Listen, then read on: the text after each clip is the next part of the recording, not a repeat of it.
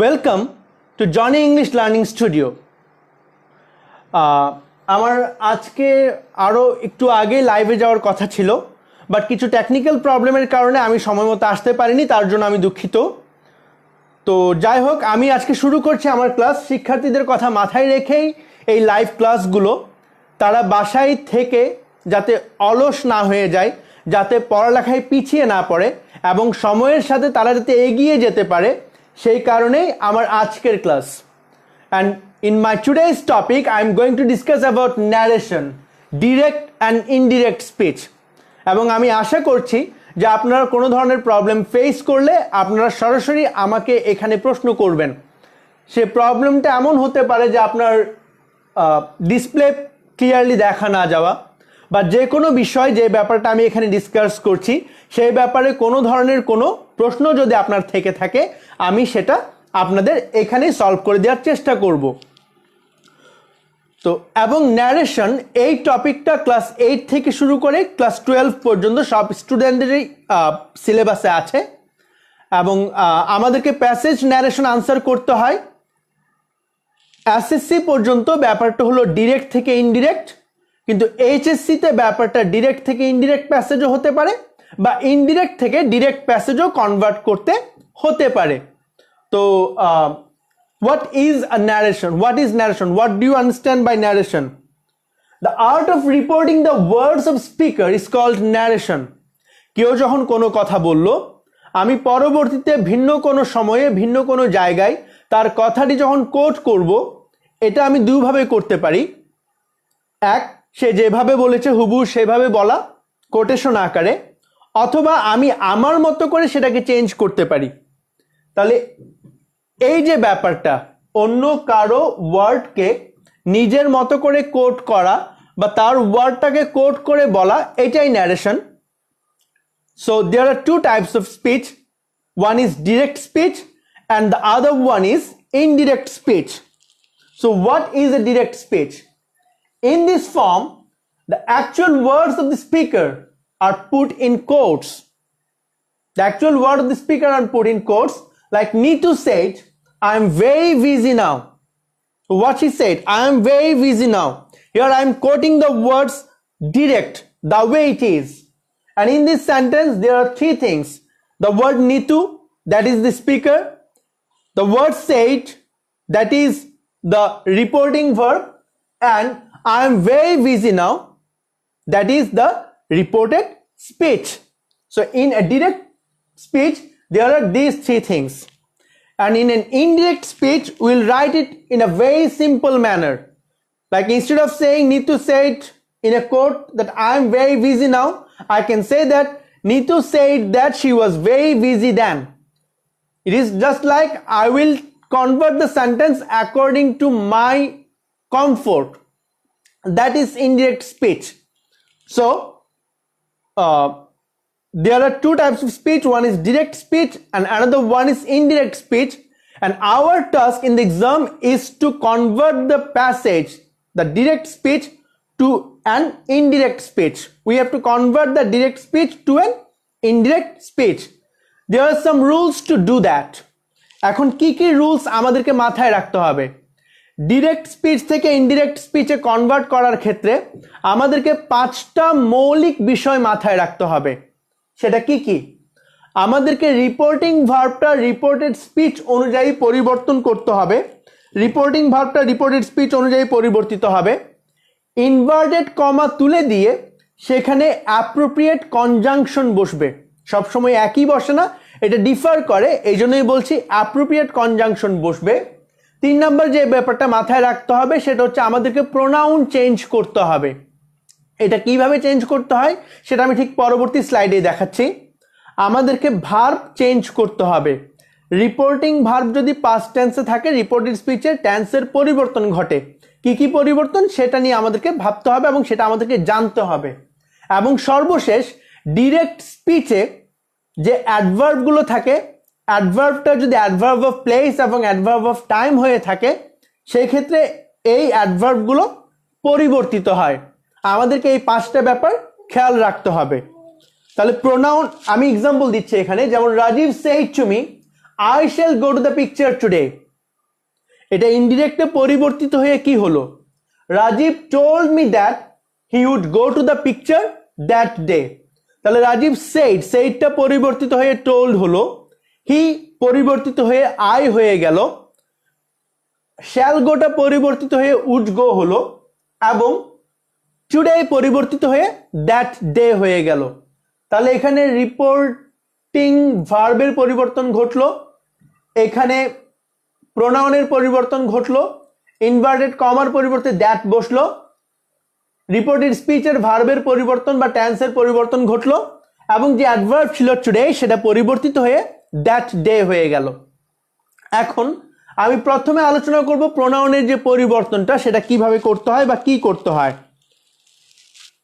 যদি রিপোর্টেড স্পিচের প্রোনাউনটা ফার্স্ট পারসনে থাকে সেটা রিপোর্টিং ভার্বের সাবজেক্ট অনুযায়ী পরিবর্তিত হবে। ওই কথাটাই আমি এখানে লিখেছি। First person pronoun of reported speech is changed according to the subject of reporting verb. আপনার এক্সাম্পলটা খেয়াল করুন, she says to me I am in 10th class. তাহলে এক্ষেত্রে আনসারটা কি হবে? She tales me that she is in 10th class. তার মানে এখানে রিপোর্টেড স্পিচের সাবজেক্ট যেহেতু প্রোনাউনটা যেহেতু ফার্স্ট পারসনে আছে সেটা রিপোর্টিং ভার্বের সাবজেক্ট অনুযায়ী পরিবর্তিত হলো। যদি রিপোর্টেড স্পিচের প্রোনাউনটা সেকেন্ড পারসনে থাকে সেটা রিপোর্টিং ভার্বের অবজেক্ট অনুযায়ী পরিবর্তিত হবে।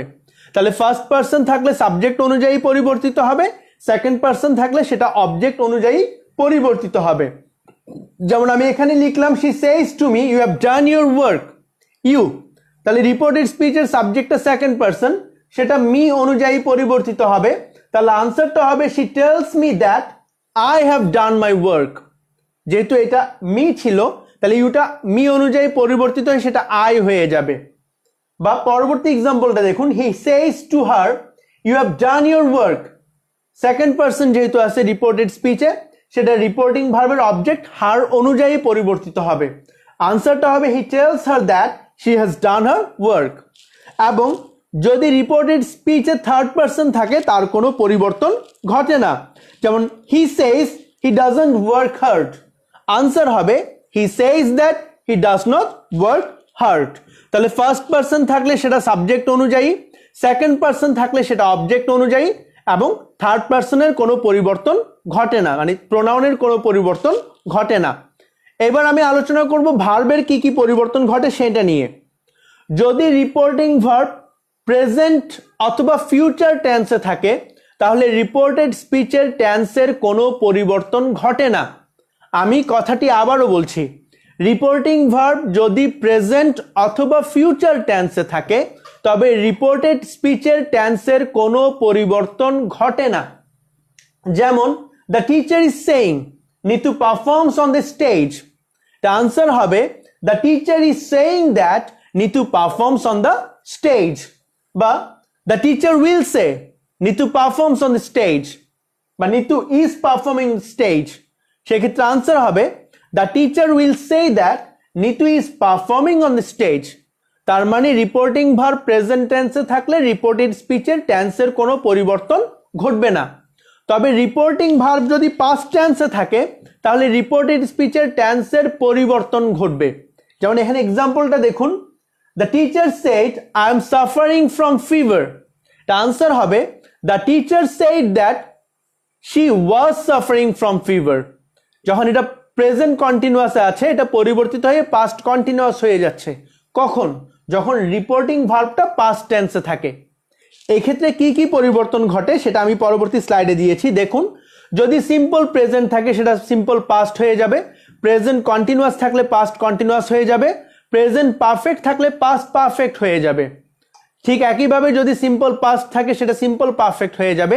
যেমন আমি যদি বলি Nitu said I went there, এটা আনসার হবে Nitu said that she had gone there. আবার যদি ফিউচার টেন্সে থাকে তখন উইল বা শ্যালের পরিবর্তে উড বসবে, উইল বা শ্যালের পরিবর্তে সেখানে উড বসবে। এবার কিছু এক্সাম্পল বা কিছু এক্সেপশন আছে সেটা আমি বলি।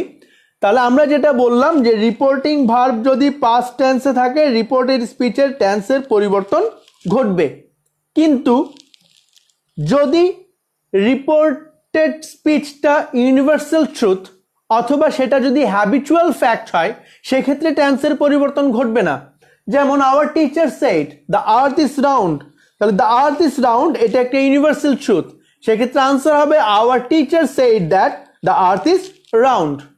বা পরবর্তী এক্সাম্পলটা খেয়াল করুন, Rajiv said to me he plays with the right hand, he plays with the right hand, so it's a habit, it's a habitual fact. তাহলে আমাকে বলতে হবে Rajiv told me that he plays with the right hand. ঠিক একইভাবে যদি reported স্পিচটা past historical fact হয়, কোনো একটা ঐতিহাসিক সত্য ঘটনা হয়, সেই ক্ষেত্রে তার টেন্সের কোনো পরিবর্তন ঘটবে না। যেমন এখানে লিখলাম our teacher said Ashoka left war after the conquest of Kalinga, answer হবে our teacher said that Ashoka left war after the conquest of Kalinga. এক্ষেত্রে টেন্সের কোনো পরিবর্তন হবে না, এটা পাস্ট সিম্পল টেন্স আছে, পাস্ট সিম্পল টেন্স থেকে যাবে কারণ এটা একটা পাস্ট হিস্ট্রিক্যাল ফ্যাক্ট। পরবর্তী যে এক্সেপশনটা সেটা হলো যদি কোনো ইমাজিন কন্ডিশন হয়, কারণ আমি যদি পাখি হতাম, আমি যদি ধনী হতাম, তাহলে এটা আনরিয়েল, এরকম আনরিয়েল বা ইমাজিন কন্ডিশন হলে সেক্ষেত্রে সেটা যে টেন্সে থাকে সেই টেন্সেই থেকে যাবে। রিপোর্টেড স্পিচ যদি ইমাজিন কোনো কন্ডিশন হয় সেক্ষেত্রে তার টেন্সগত কোনো পরিবর্তন ঘটবে না।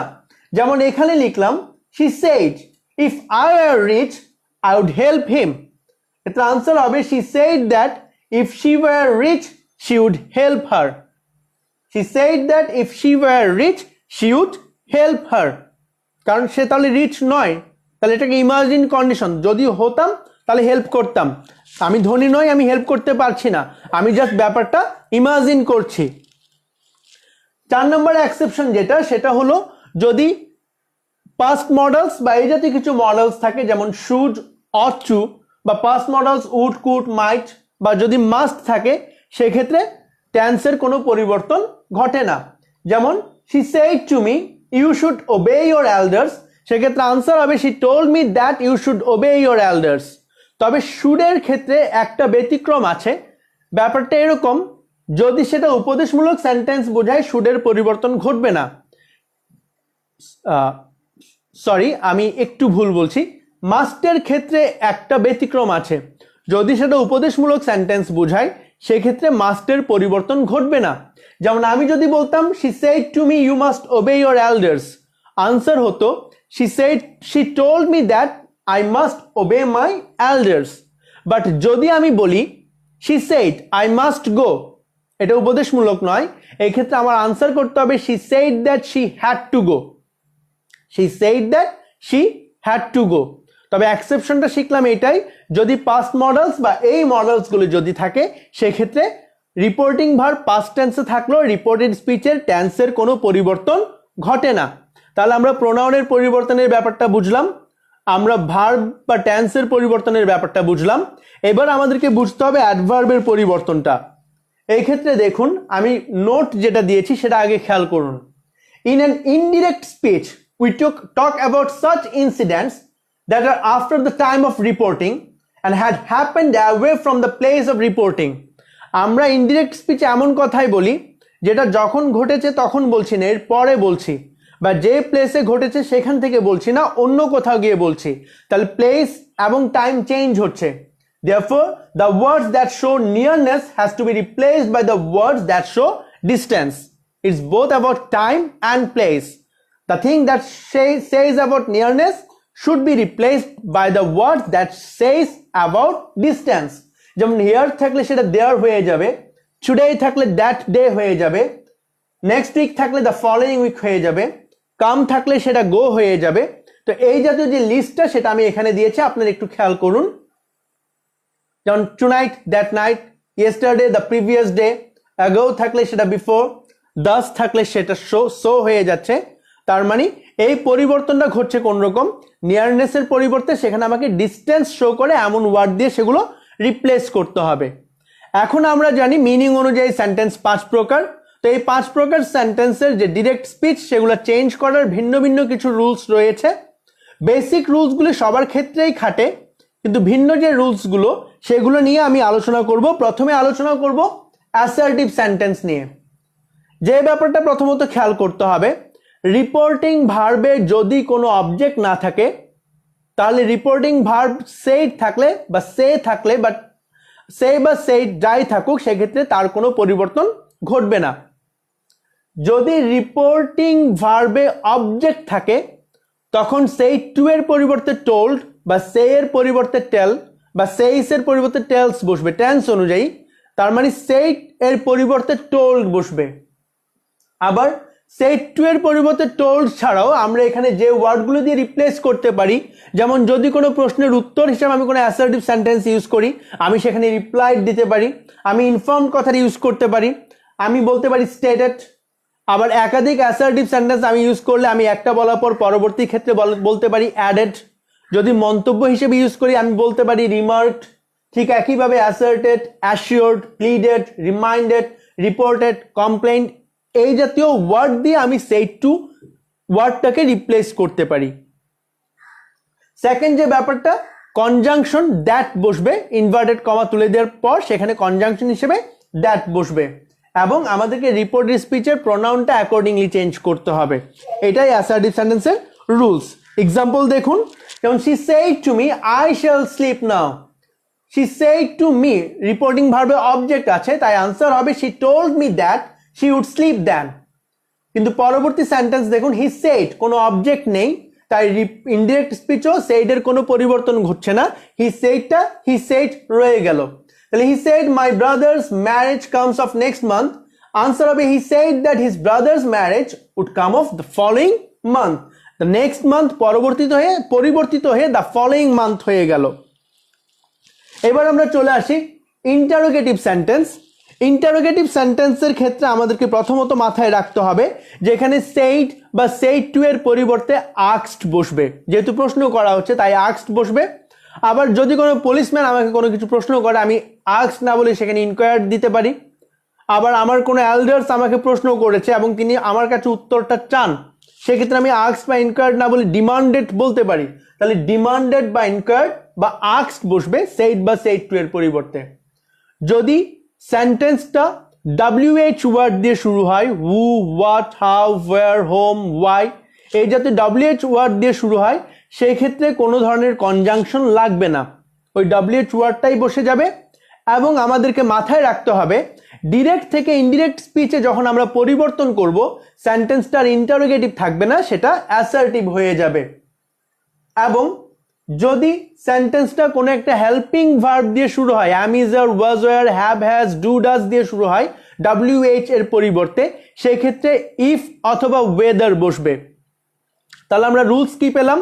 সেইডের পরিবর্তে আস্কড, ইনকোয়ার্ড বা ডিমান্ডেড বসবে। যদি WH ওয়ার্ড থাকে WH ওয়ার্ড বসে যাবে, কোনো ধরনের কনজাংশন বসবে না। আর যদি WH ওয়ার্ড দিয়ে শুরু না হয়ে কোনো একটা হেল্পিং ভার্ব বা অক্সিলিয়ারি ভার্ব দিয়ে সেন্টেন্সটা শুরু হয়, সেই ক্ষেত্রে আমাদেরকে ইফ অথবা ওয়েদার কনজাংশনটা বসাতে হবে এবং সেন্টেন্সটাকে অ্যাসার্টিভ করে ফেলতে হবে। তার মানে অক্সিলিয়ারি ভার্বটা সাবজেক্টের পরে গিয়ে বসবে। সেন্টেন্সটা অ্যাসার্টিভ করে ফেলার কারণে আমাদেরকে আরো একটি কাজ করতে হবে, সেটা হচ্ছে সাইন অফ ইন্টারোগেশনটা ফুল স্টপ দিয়ে রিপ্লেস করতে হবে। আমরা এক্সাম্পলে যাই, যেমন দেখুন, হ্যাঁ আরেকটা ব্যাপার, প্রোনাউনটা চেঞ্জ হবে according to the reported speech. Like reported স্পিচে যদি ফার্স্ট পারসন থাকে রিপোর্টিং ভার্বের সাবজেক্ট অনুযায়ী পরিবর্তিত হবে। এই ব্যাপারটা বাকি সব ক্ষেত্রেই একই। তো এক্সাম্পল দেখুন, the police said to me where are you coming from. তাহলে এটার আনসার আমি লিখলাম the police inquired where I was coming from. তাহলে যেহেতু পুলিশ জিজ্ঞেস করছে আমি এটা ইনকোয়ার্ড বলতে পারি। আর ওয়্যার এটা যেহেতু একটা WH ওয়ার্ড দিয়ে শুরু হলো, আমি WH ওয়ার্ড রেখে দিলাম এবং অক্সিলারি ভার্বটা সাবজেক্টের পরে নিয়ে গেলাম আই ওয়াজ, এবং ইউটা যেহেতু সেকেন্ড পারসন সেটা রিপোর্টিং ভার্বের অবজেক্ট অনুযায়ী পরিবর্তিত হলো। বা পরবর্তী এক্সাম্পলটা দেখুন, he said to Yamin would you like some tea. So he asked Yamin if he would like some tea. তাহলে যদি WH ওয়ার্ড না থাকে, যেমন এখানে কোনো WH ওয়ার্ড নেই, তাই এখানে আমি ইফ বা ওয়েদার দিয়ে সেন্টেন্স লিখতে পারি। যেমন বলতে পারি Jabbar said to Jarina will you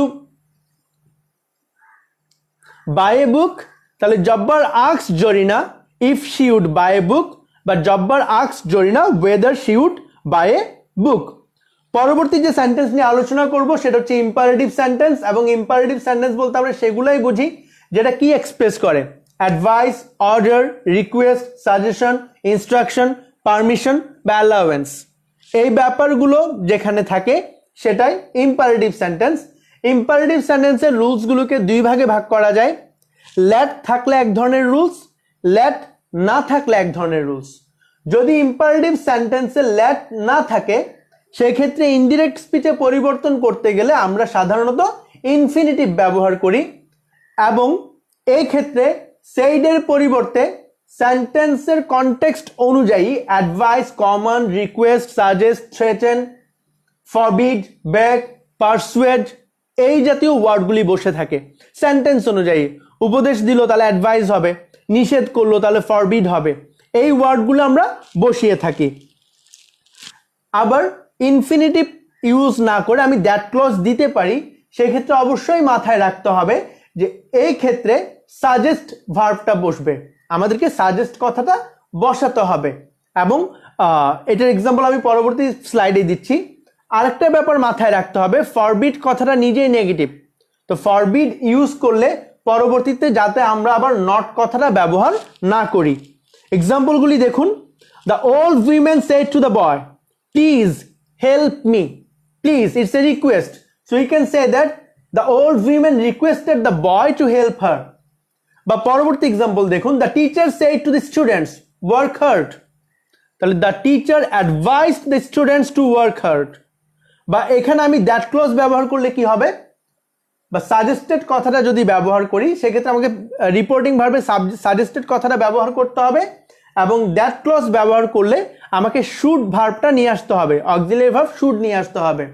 তাহলে the teacher said to the students work hard, সেটাকে আমি আবার এভাবেও লিখতে পারি, the teacher suggested the boys বা suggested the students to work hard.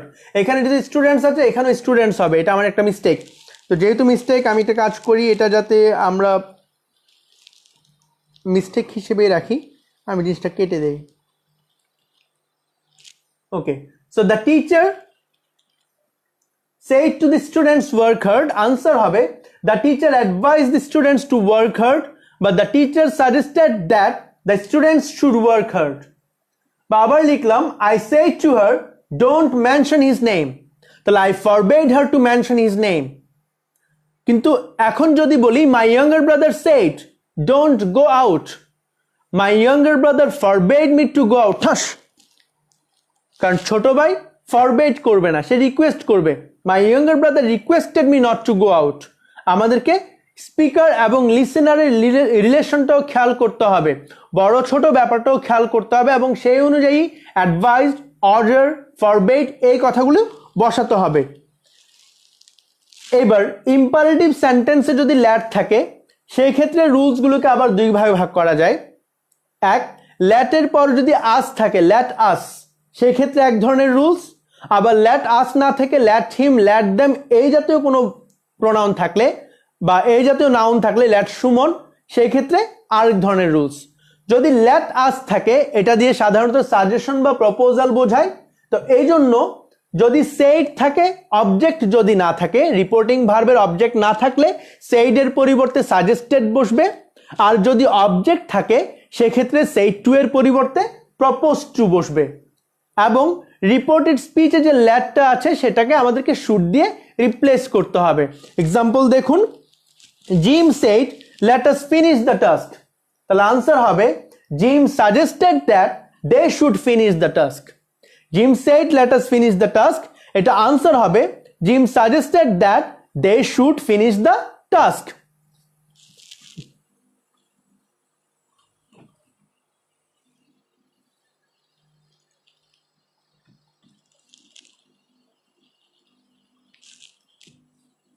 পরবর্তী যে ব্যাপারটা আমাদেরকে মাথায় রাখতে হবে, বা আমি আর একটা এক্সাম্পল দিয়েছি এখানে, যে রোকন সেড টু সুমন, আগের সেন্টেন্সে রিপোর্টিং ভার্বে কোনো অবজেক্ট ছিল না, এই জন্য সেইডের পরিবর্তে সাজেস্টেড বসেছে।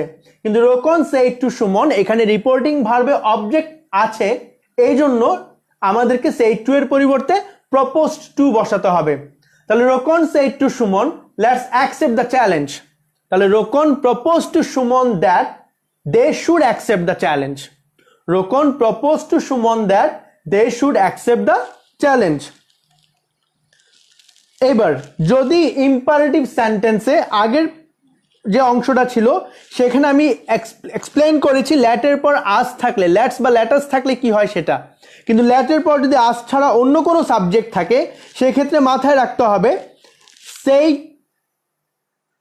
সেইড এর পর, দ্যাট মিনস রিপোর্টিং ভার্বের পর যদি অবজেক্ট না থাকে সেইডটা সেইড থেকে যাবে অ্যাসার্টিভের মতো, আর যদি অবজেক্ট থাকে সেক্ষেত্রে সেইড টু এর পরিবর্তে টোল্ড বসবে অ্যাসার্টিভের মতোই। এবং ল্যাটের পর আস ছাড়া অন্য কোনো সাবজেক্ট থাকলে সেটা দিয়ে পারমিশন বা অ্যালাউয়েন্স বোঝায়। ল্যাটাস দিয়ে সাজেশন বা প্রপোজাল বোঝায়, তাই সাজেস্টেড বা প্রপোজ টু বসেছে, কিন্তু এক্ষেত্রে পারমিশন বা অ্যালাউয়েন্স বোঝায়, এই জন্য ল্যাটকে রিপ্লেস করতে হবে মাইট অথবা মাইট বি অ্যালাউড টু দিয়ে। কখন মাইট ইউজ করব, কখন মাইট বি অ্যালাউড টু ইউজ করব? যদি ফর্মাল পারমিশন বোঝায় সেই ক্ষেত্রে ল্যাটের পরিবর্তে মাইট বি অ্যালাউড টু বসবে। যেমন, আচ্ছা এক্সাম্পল আমি পরের স্লাইডে যাচ্ছি, বাট তার আগে ব্যাপারটা একটু খেয়াল করি। তাহলে ল্যাটের পর আস ছাড়া অন্য কোনো সাবজেক্ট থাকলে এটা যেহেতু পারমিশন বা অ্যালাউয়েন্স বোঝায়, এই ক্ষেত্রে ল্যাটের পরিবর্তে মাইট বা মাইট বি অ্যালাউড টু বসবে। রিপোর্টিং ভার্বের পর কোনো অবজেক্ট যদি থাকে তাহলে সেইড টু এর পরিবর্তে টোল্ড বসবে, আর অবজেক্ট না থাকলে সেইডটা সেইড থেকে যাবে। এক্সাম্পল দেখুন, she said sir let me come in. তাহলে she respectfully said that, sir এটা আউট অফ রেসপেক্ট সে বলেছে, তাহলে আমাকে বলতে হবে শি রেসপেক্টফুলি সেইড দ্যাট, বা with due respect she said that she might be allowed to come in. যেহেতু একটা ফর্মাল পারমিশন, স্যারকে সে জিজ্ঞেস করছে সে আসতে পারবে কিনা, স্যার যদি পারমিশন না দেয় সে কিন্তু ক্লাসে ঢুকতে পারবে না। যেহেতু ব্যাপারটা এরকম, সেজন্য এখানে ল্যাটের পরিবর্তে মাইট বি অ্যালাউড টু বসবে। She respectfully said that she might be allowed to come in. কিন্তু যদি ব্যাপারটা এমন হয় যে আমার ছোট ভাইয়ের বন্ধুরা আজকে বাসায় আসবে, আমি সে সময় বাসায় থাকবো না বা আমরা কেউ থাকবো না, তো তাকে বলে যাচ্ছে তোর বন্ধুরা যদি আসে তাদেরকে খেতে দিস। তো যদি আমরা এই পারমিশনটা নাও দেই, তার বন্ধুরা যদি আসে সে খেতে দিবে, তাহলে এটা জাস্ট একটা অ্যালাউয়েন্স, একটা পারমিশন, এটা জাস্ট আউট অফ কার্টেসি বলা, এটা ফর্মাল কোনো পারমিশন নয়। তাকে না বললো বা আমি যদি বলতে ভুলে যেতাম সেক্ষেত্রে সে কি করতো, সে খেতে দিত। তাহলে এই ক্ষেত্রে মাইট বি অ্যালাউড টু না লিখে শুধু মাইট লেখাটা সুন্দর।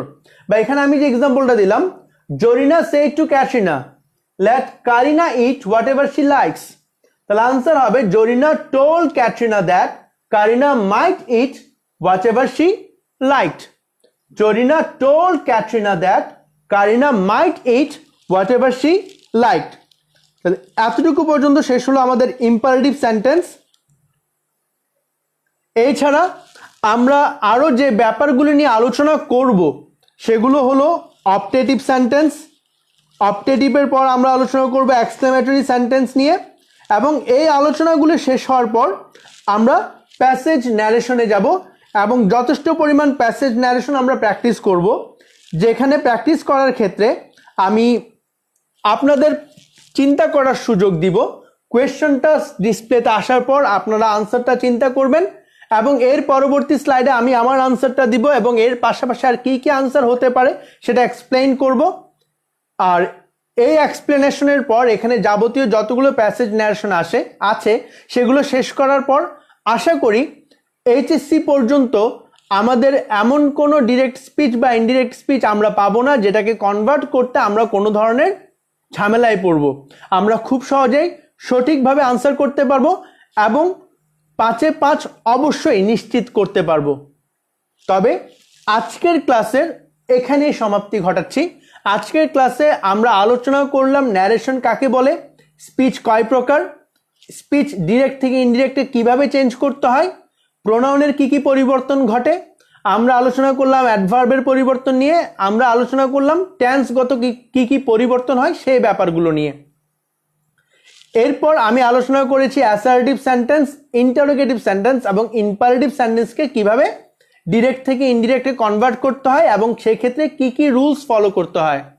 আমি আরও আলোচনা করেছি রিপোর্টিং ভার্ব পাস্ট টেন্সে থাকার পরও কি কি এক্সেপশনাল সেন্টেন্সের ক্ষেত্রে রিপোর্টেড স্পিচের টেন্সের পরিবর্তন হয় না। বাকি আলোচনাটা আমার পরবর্তী লাইভ ক্লাসে হবে, যেটি হবে আজকে সন্ধ্যা 7:15। আজকের জন্য এতটুকুই। আল্লাহ হাফেজ। যদি কোনো কনফিউশন থেকে থাকে আপনারা আমাকে প্রশ্ন করতে পারেন, আপনারা কমেন্ট সেকশনে প্রশ্ন করতে পারেন এবং আপনারা অবশ্যই এই ভিডিওটা যদি মনে হয় যে হেল্পফুল এটা শেয়ার করতে পারেন, নিজেদের টাইমলাইনেও রেখে দিতে পারেন বা বন্ধুদের এখানে মেনশন করতে পারেন বা বিভিন্ন গ্রুপে এটা মেনশন করতে পারেন।